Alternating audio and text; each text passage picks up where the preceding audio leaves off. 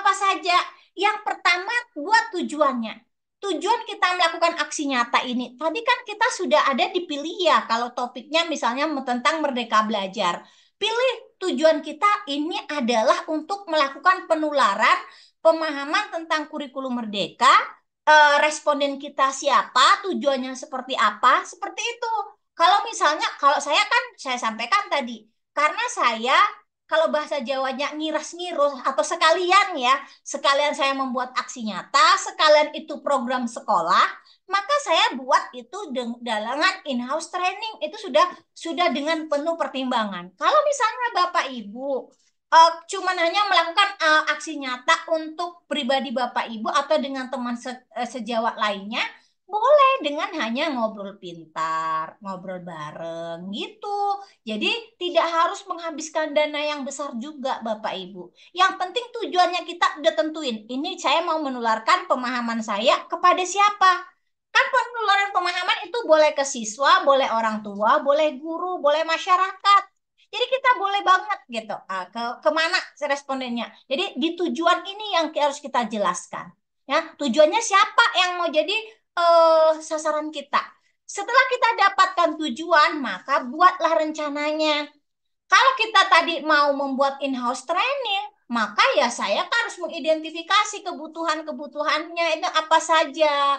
Eh, Transportasi guru misalnya, karena dilakukan di waktu libur, kemudian ini, itu, dan lain sebagainya. Kalau Bapak Ibu misalnya ngobrol pintar, itu misalnya apa tinggal ya mungkin di mana ada perlu snack atau kalaupun tidak perlu snack mungkin perlu alat tulis atau kapan siapa saja yang dikumpulkan mungkin untuk pemaparan itu perlu infokus atau laptop atau apa gitu. Tinggal dibuat rencananya itu seperti apa. Kalau misalnya dilakukan setelah pulang sekolah misalnya, jadi mengundang beberapa wali murid misalnya, itu rencananya seperti itu kan? Ya udah alat yang dibutuhkan itu apa saja. Kemudian langkah yang ketiga adalah kita mengumpulkan informasi terkait apa yang ingin kita lakukan. Jadi kalau kita mau mengundang orang tua, pastikan kita yang mau kita undang itu dapat bisa hadir gitu. Kemudian pastikan lagi apa yang mau kita sampaikan ini seperti apa. Nanti kita butuhnya apa saja. Kemudian nanti yang kita butuhkan dari audiens kita kan minta umpan balik. Maka siapkan umpan baliknya untuk biar mereka memberikan umpan balik kepada kita. Kemudian rincikan langkah-langkahnya. Jadi kalau saya sampaikan perencanaan itu mempengaruhi keberhasilan sebuah kegiatan kita itu 80%. Maka rincikanlah langkah-langkah apa di bagian perencanaan. Harus detail Bapak Ibu. Apa nanti step by stepnya. Kalau misalnya kita berkolaborasi, ya kita sampaikan. Untuk materi ini siapa nanti yang menyampaikan, yang ini siapa yang menyampaikan, yang ini topiknya siapa yang menyampaikan, setelah itu apa. Jadi rigid kegiatan langkah-langkahnya itu. Kemudian sertakan bukti pendukung. Ini yang penting. Orang akan yakin dengan apa yang kita lakukan, makanya sekarang katanya dokumentasikan, dokumentasikan. Ya itu benar, benar sekali. Dokumentasi itu penting. Bukan kita mau ria atau pamer, tapi itu yang penting. Terpenting itu ya Bapak Ibu.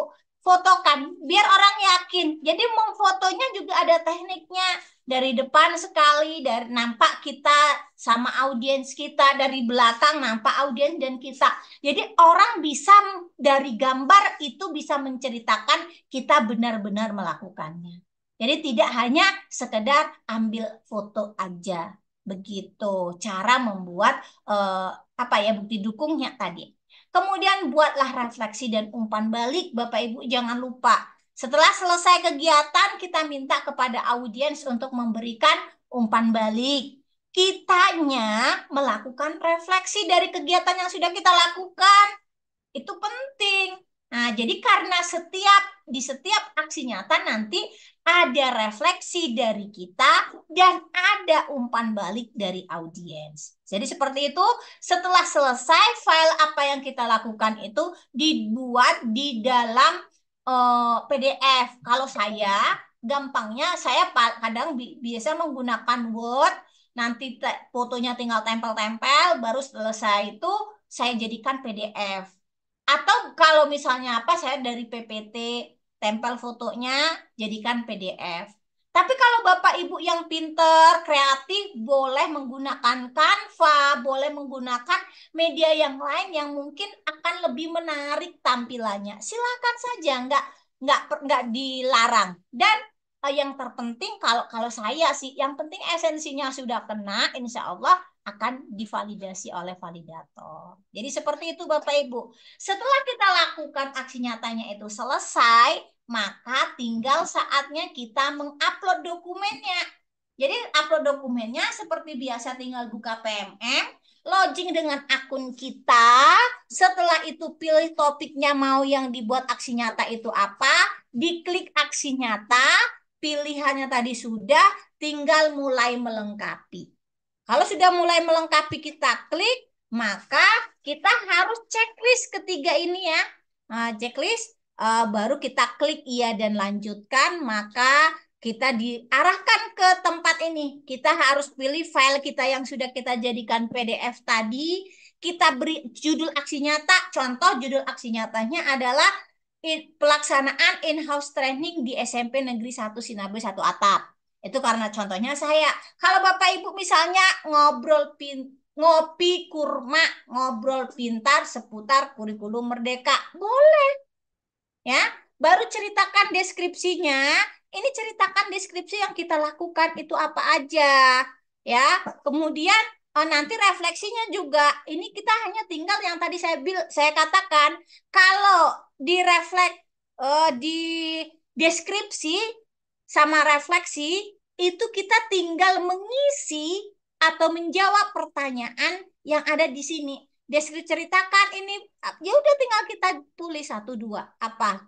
Setiap ini refleksinya ada tiga, jawab tiga-tiganya. Setelah itu klik centangnya, baru klik kumpulkan, ya.